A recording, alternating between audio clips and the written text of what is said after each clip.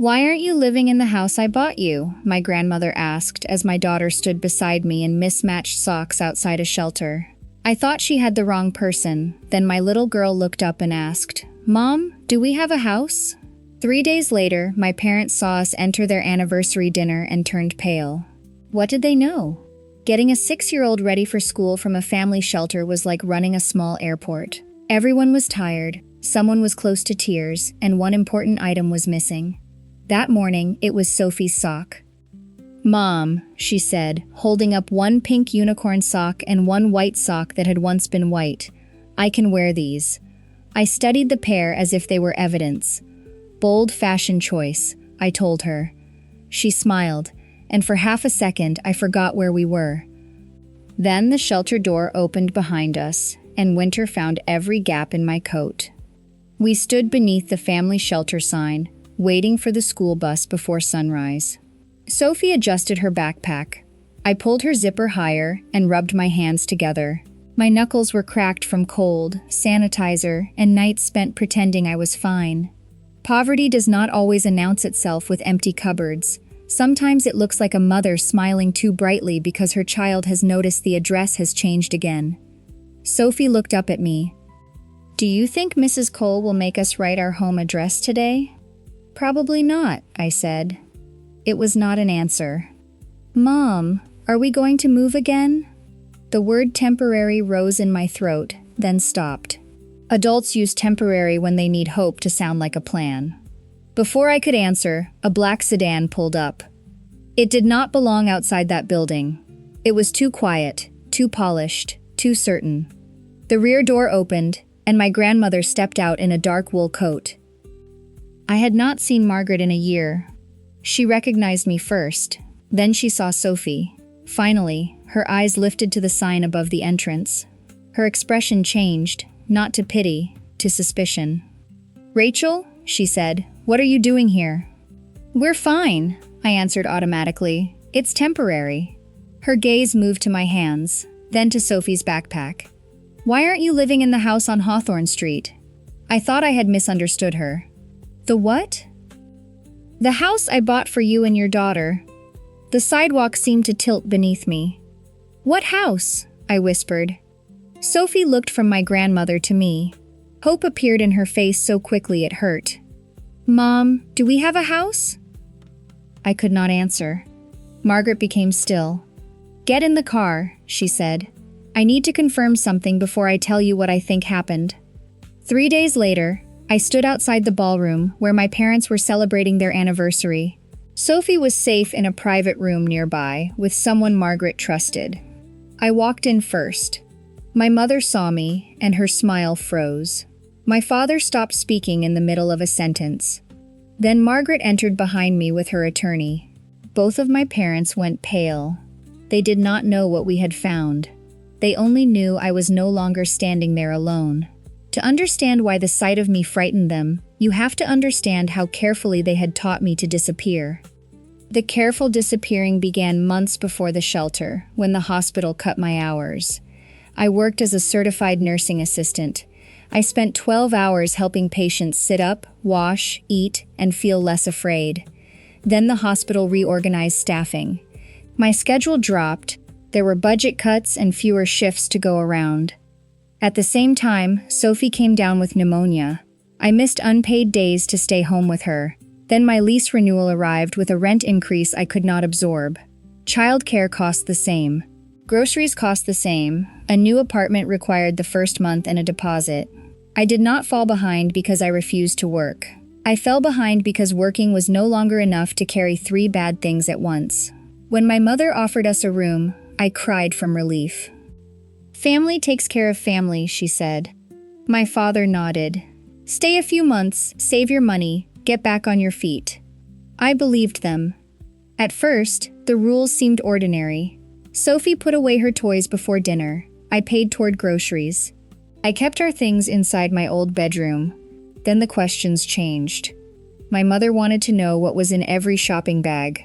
My father noticed how often I used the washing machine. If Sophie left crayons on the table, my mother sighed as though we had damaged the house. She asked me to pay my share in cash. We don't need paperwork between family, she said. My mail began appearing on the kitchen table before I came home. Some envelopes looked pressed flat. Others had tears near the corners. Whenever I considered calling Margaret, my mother had a reason not to. She was traveling, she was tired, she hated family drama. She respects strength, my mother told me. Don't make her see you like this. I heard concern because I had been trained to hear it. One afternoon, I found an envelope in the recycling bin. The return address belonged to Margaret's law firm. My mother took it from my hand. It was just trust paperwork, she said. Nothing for you to worry about. I was tired enough to let that answer stand. Control rarely begins with a locked door. It begins when someone makes you feel unreasonable for asking why the door is closing. After a double shift, I came home to find my parents waiting at the kitchen table. You've been here long enough, my mother said. It's time to become independent. My father called 30 days reasonable. I told them deposits were too high. I needed more time. You're a mother, my mother said softly. Good mothers figure things out. That sentence found the place where I was weakest. I marked the deadline on my calendar. I had more than 2 weeks. My parents had given me 30 days. They waited 12. On the 12th night, I finished a late shift, caring for an elderly patient. Driving home, I counted what was left in my account, the gas I needed, and the days before the deadline. I still believed I had time. 2 cardboard boxes sat beneath the hallway light. A trash bag held my clothes. The doorknob would not turn. I knocked twice. A neighbor opened her door and watched. When my mother appeared, she kept the chain fastened. Keep your voice down, she said. We fed Sophie. Don't make a scene. Through the opening, I saw my daughter curled beside the shoe rack. Her coat was beneath her head. Her shoes were still on. She held her backpack against her chest. Where are we supposed to go? My mother barely blinked. You always figure things out. My father stood behind her. He did not step forward. His silence was agreement. I lifted Sophie and carried her toward the car. She woke against my shoulder. Where are we going, Mom? We're having a sleepover. Children trust their parents because they have nowhere else to place the fear. We spent that night in the parking lot of a store open all night. I ran the heater for a few minutes, then shut it off to save gas. Sophie asked why we could not go back for her stuffed rabbit. I told her we would get it later. We never did. The next 2 nights we stayed in a cheap motel. The room smelled like old smoke under fresh cleaner. The money disappeared quickly. At school, Sophie began falling asleep at her desk.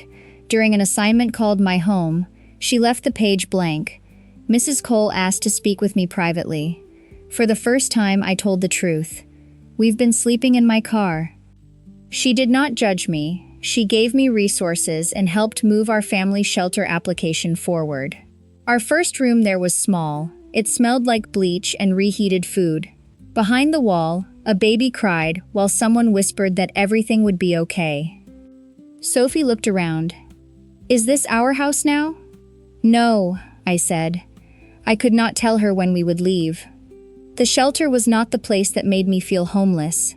My parents had done that before I ever arrived. That night, I texted my mother and asked whether Margaret knew. The reply came almost immediately. She's overseas. Don't drag her into this. The speed of the answer told me she had expected the question. I thought my greatest humiliation was having no address. I did not know someone was already collecting rent from the home meant for my daughter. If you are still listening, tell me where you are listening from and what time it is there. Maybe it is morning in Florida, afternoon in Texas, or late at night in California. It warms my heart to know this story is keeping you company. The next morning, while my daughter and I waited outside that shelter, a black sedan pulled up to the curb. Inside the sedan, no one spoke for the first several blocks. Sophie sat beside me with her backpack in her lap. The leather seat was warm beneath my hands. The heater hummed softly, and the silence felt almost expensive. Margaret called Daniel, her attorney. I need a clean timeline, she said. Who accepted the keys? Who is living there? What authority was used and where the payments went? She did not accuse anyone, she asked for facts. 10 minutes later, she pulled into a diner near the shelter. Warm light filled the windows. The air smelled like coffee, butter, and syrup.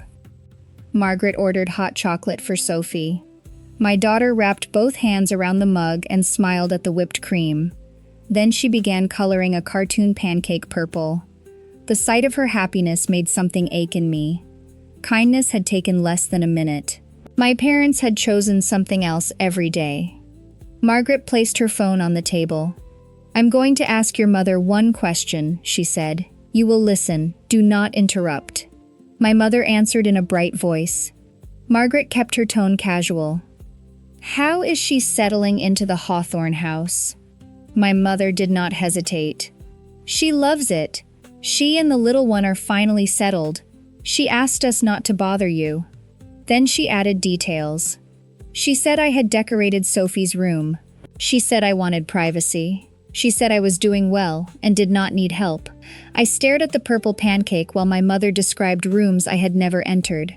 A lie becomes something else when it contains rooms you have never entered and memories you have never lived. I did not cry. I watched Sophie color because I did not want her to study my face and find another reason to worry. When the call ended, Margaret folded her hands. She explained that the house had been purchased through the family trust.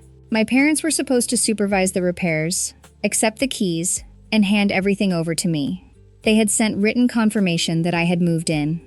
Margaret looked directly at me.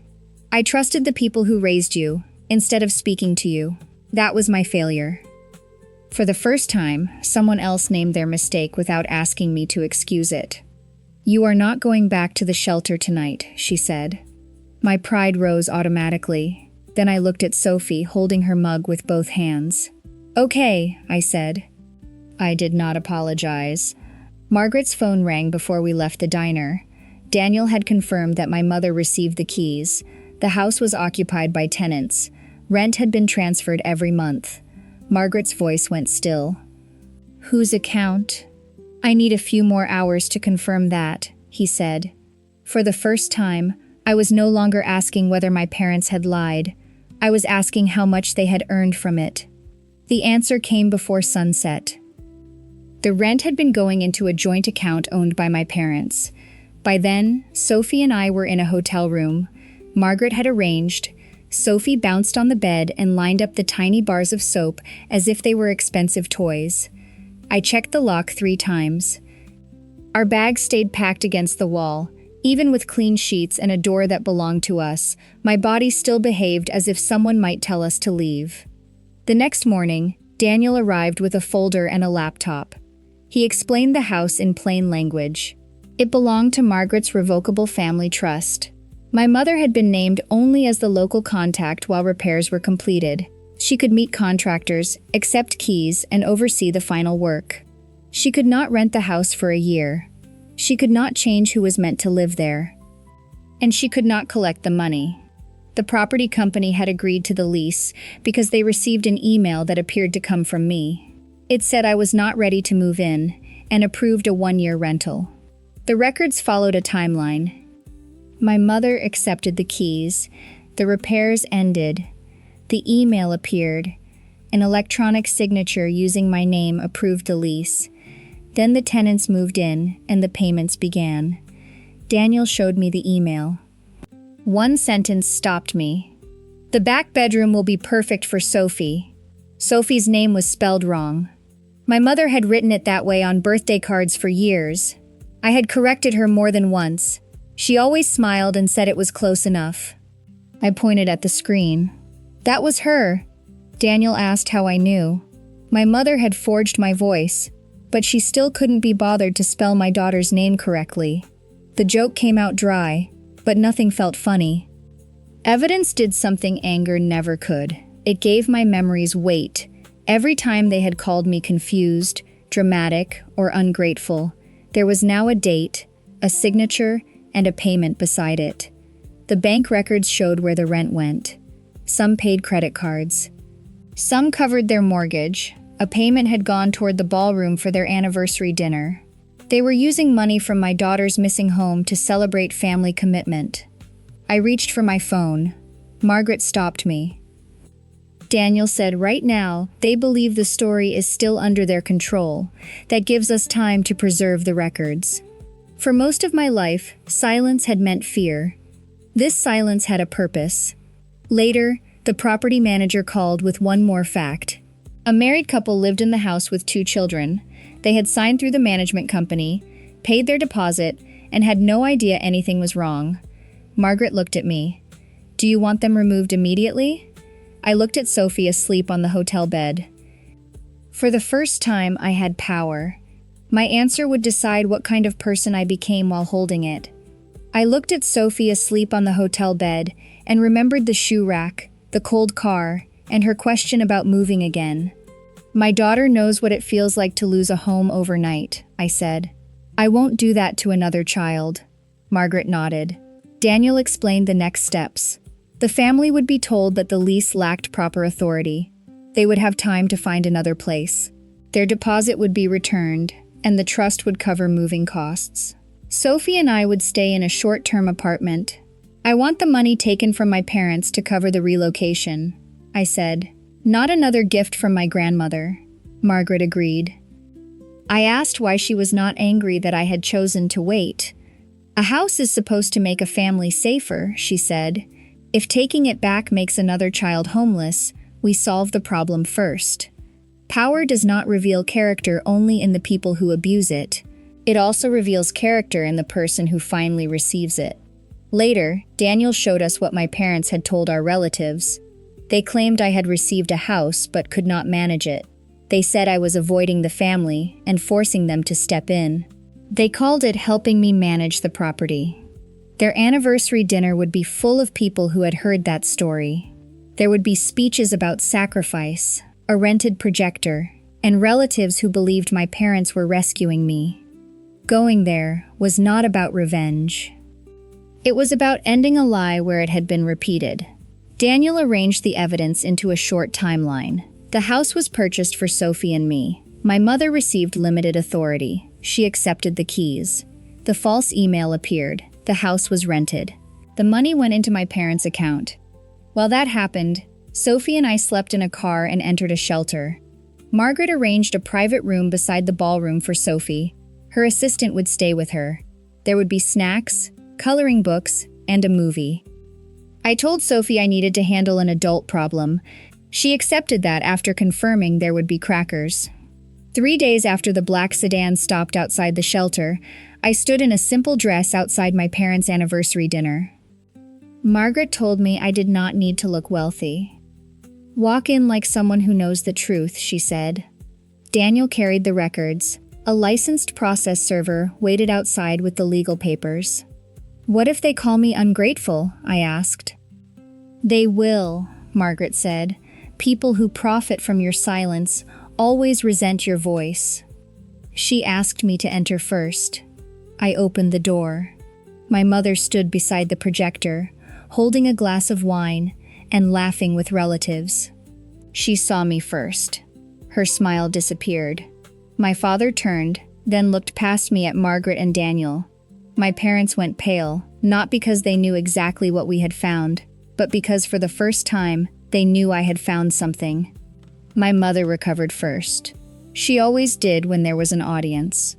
She crossed the room, went quiet. Behind her, the projector showed a wedding photograph beneath the words, 40 years of family, sacrifice, and commitment. She crossed the room with her arms open. There you are, she said brightly. We've been so worried. The words were meant for everyone listening. When she tried to hug me, I stepped back. Don't embarrass yourself, she whispered. We can still fix this. I'm not the one who needs this fixed quietly. My father moved between us. His voice stayed calm, the way it always did when he wanted cruelty to sound reasonable. This isn't the place. Come into the hallway and we'll talk like adults. I looked at the relatives who had heard their version of my life. You told this room your version of me. I think this is exactly the place. Margaret and Daniel entered behind me. My mother changed tactics. She said I could not manage money, rejected help, and had left their home in anger. Then she claimed I had taken Sophie to a shelter to punish the family. A stable mother does not drag a child from place to place and blame everyone else. The old shame rose before anger burned through it. Margaret signaled for me to wait. "Where is Sophie?" my mother demanded. "Bring her in. Let her tell everyone whether she was ever mistreated." Margaret stepped forward. "You will not use that child as a shield." My mother said she wanted the truth. The truth does not require a frightened 6-year-old to defend the adults who failed her. My father opened his briefcase. He produced a statement claiming I owed them more than $40,000. He included rent, groceries, rides to work, childcare we never agreed upon, management fees, and even Sophie's meals. He called the rent reimbursement for family expenses. Then he pushed another document toward me.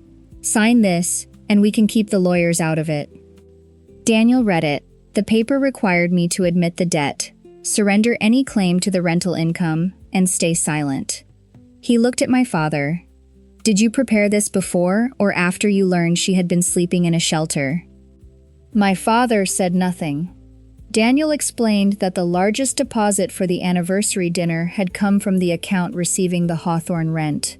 I looked at the flowers, wine glasses, projector, and family photographs. They had turned my daughter's missing bedroom into centerpieces, wine, and a speech about family values. Some families call secrecy loyalty, but loyalty that protects the person causing harm and silences the person carrying it is not loyalty. It is an agreement to preserve power. Nếu quý vị còn nghe đến đây, hãy giúp tôi nhận xét về mức độ hài lòng của bạn bên dưới, để tôi biết rằng vẫn có những người bạn đồng hành cùng tôi trong suốt hành trình này. Sự có mặt của quý vị là nguồn động viên lớn nhất để tôi kể tiếp phần cuối cùng. Then my grandmother nodded toward the projector, and the first date appeared on the screen. July 14th appeared on the screen. That was the day my mother accepted the keys to the house on Hawthorne Street. The next slide showed the purchase record, repair budget, and date the house was supposed to be ready for Sophie and me. Margaret faced the room. This was not an investment property. It was purchased as a home. My mother interrupted. She said the plan had changed. Daniel did not argue. "Where is the written authorization for that change?" She had no answer. The next document was the key log. My mother's signature appeared beside the date. Beneath it was the agreement describing her role. She could meet contractors, approve repairs, and hand the keys to me.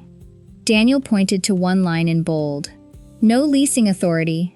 My father said managing the property included renting it. Daniel looked at him. "Then why did you need an email pretending to come from Rachel?" The false message appeared on the screen. It said I was not ready to move in. It approved a 1-year lease and directed the rent to an account controlled by my parents. The address looked almost like mine, except one letter was missing. Then Daniel enlarged a sentence near the bottom. "The back bedroom will be perfect for Sophie."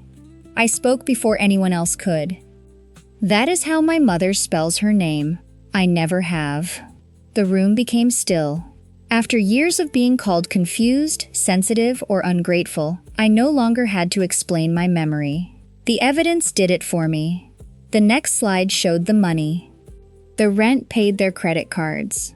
It covered part of their mortgage. It also paid the ballroom deposit and catering around us. No one looked at the flowers the same way after that. Then the screen divided into 2 columns. On the left were the dates the tenants moved in, the first rent arrived, and my parents began spending it. On the right were the dates my parents locked me out. Sophie and I slept in the car, her school counselor intervened, and we entered the shelter. The most painful evidence was not the forged signature. It was the calendar. Fraud had dates, so did cold nights, missed meals, and a child asking whether a shelter counted as home. Margaret looked at my parents. While you collected rent from the house meant for them, they were being asked where they slept the night before. My mother began to cry. She said they had debts, planned to repay everything, and believed I was young enough to start over. Margaret's voice stayed level. You had debts, she had a child. You decided your embarrassment mattered more than their safety. Daniel signaled toward the door. A licensed process server entered and handed my parents the papers. They were ordered to preserve their emails and financial records. Their authority over the trust was terminated. Repayment of the rent was demanded. A civil claim for fraud and forgery had begun. My mother stared at the documents, then turned to me. "Please," she said. "Stop this, we're family." My mother reached for my arm. "Tell her to stop," she said. "We're still your parents." For years, that touch had been enough to quiet me. I would have lowered my voice and accepted whatever version of the truth made her comfortable. This time, I removed her hand. "You should have remembered that before you made a business out of my daughter's home."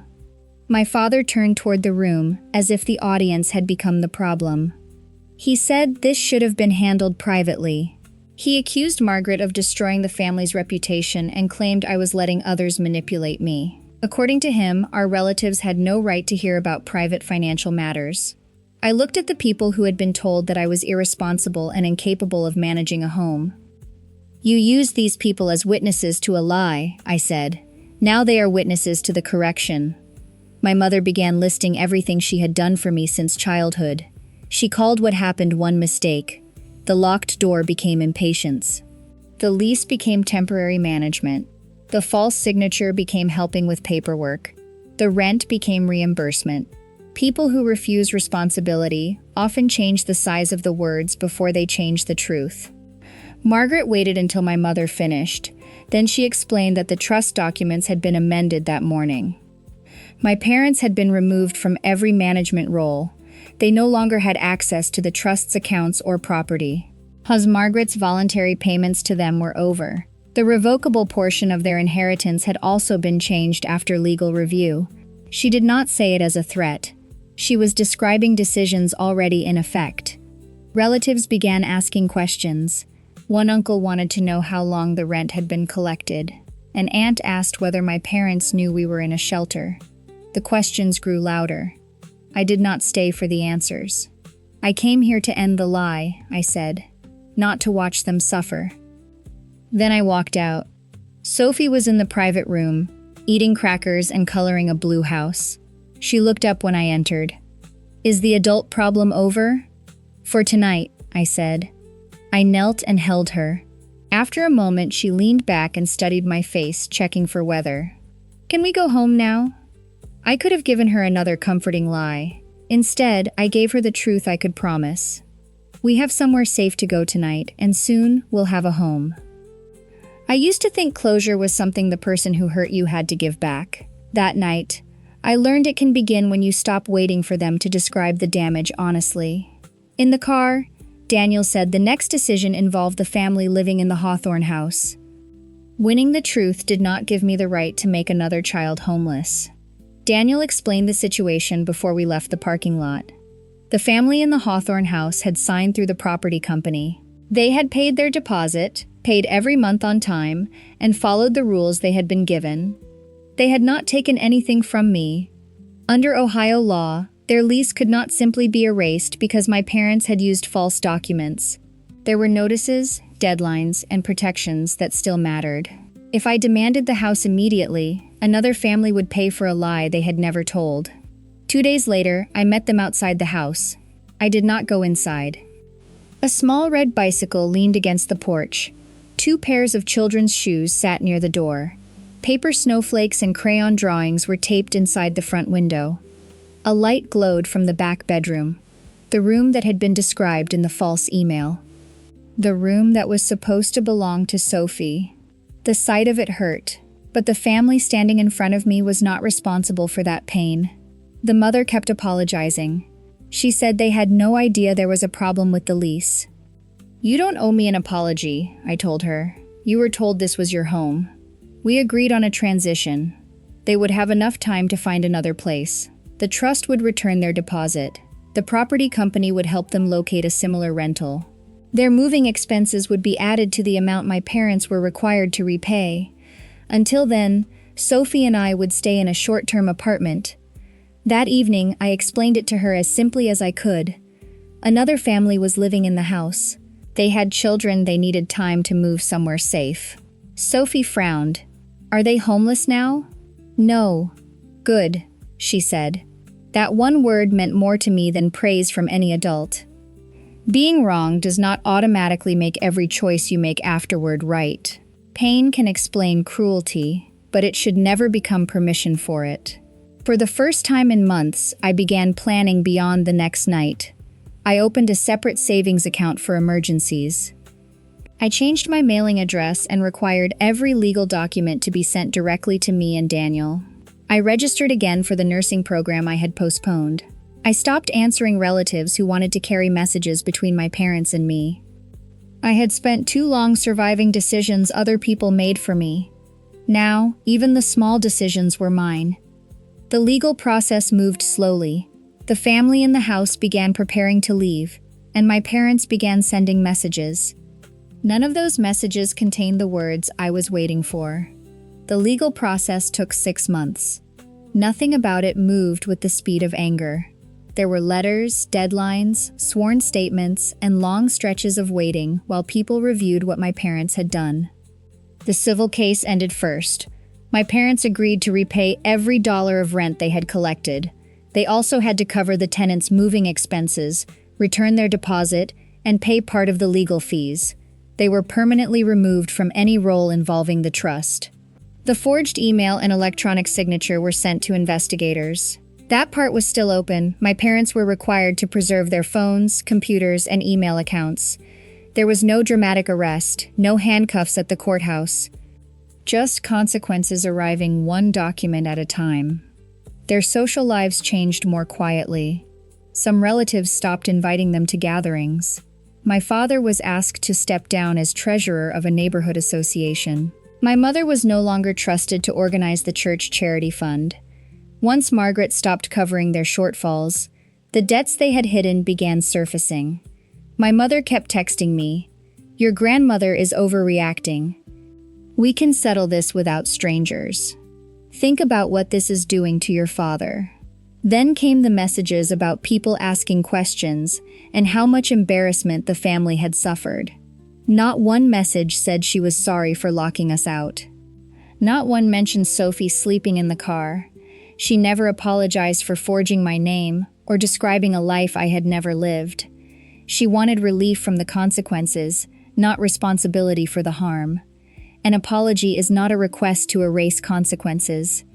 It is the willingness to name what you did without asking the person you hurt to make you comfortable. I saved every message for Daniel. Then I blocked her number. It was not revenge. It was a boundary I had considered carefully. My relationship with Margaret changed too, but slowly. She called before visiting. She asked what I wanted done with the house. She never tried to take over my work schedule, my classes, or my decisions. One afternoon, she admitted that her distance had helped the lie survive. "I should have called you," she said. "Yes," I answered. She nodded. That simple exchange mattered more than a perfect speech. By the end of the 6th month, the tenants had found another home. The trust covered their transition, and the final amount was added to what my parents owed. On the morning they returned the keys, Sophie and I stood outside the house on Hawthorne Street. This time, the keys were placed directly in my hand. The property manager placed the keys directly in my hand. She walked me through every page. I signed each one and received a copy. No one signed for me. No one opened my mail. No one explained my home while I sat somewhere else, unaware it existed. Outside, I gave Sophie a decorative key for her backpack. It could not open the door, but she held it like treasure. The house was not grand. It had ordinary floors, a narrow kitchen, and a front lock that clicked firmly into place. That was enough. Sophie chose the back bedroom, the same room mentioned in the false email. She picked blue curtains and taped her drawings to the wall. Margaret found a replacement for the stuffed rabbit we had left behind, and Sophie placed it on her bed. That night, she stood in the doorway. "Are we staying this time?" I looked at the keys on the counter. "Yes," I said. "This time, we know where the keys are." Our life became ordinary in the best possible way. I kept working as a certified nursing assistant. I returned to school one semester at a time and continued toward becoming a registered nurse. I built an emergency fund. I used a locked mailbox. I read every document before signing it. Help no longer meant surrendering control. On Sundays, Margaret called before visiting. She brought pastries and claimed she had only come to see Sophie. One morning, Sophie asked whether she liked our house. Margaret looked around the kitchen. I like that you are safe in it. A house mattered because the people inside could sleep without wondering who might lock them out. I do not spend my days hating my parents. They are responsible for what they did. I am responsible for protecting what I rebuilt. Blood gave them access to my history. It did not give them permanent access to me. I once believed independence meant never needing anyone. Now I understand it means choosing whom you trust and closing the door on those who mistake access for ownership. Blood made us relatives, but actions revealed who my family truly was. I won by protecting my daughter, preserving the evidence, and refusing to pass our pain to another family. How satisfied were you with the way I handled everything? Rate this story from 1 to 10 in the comments. Would you have allowed the tenants time to move, or taken the house back immediately?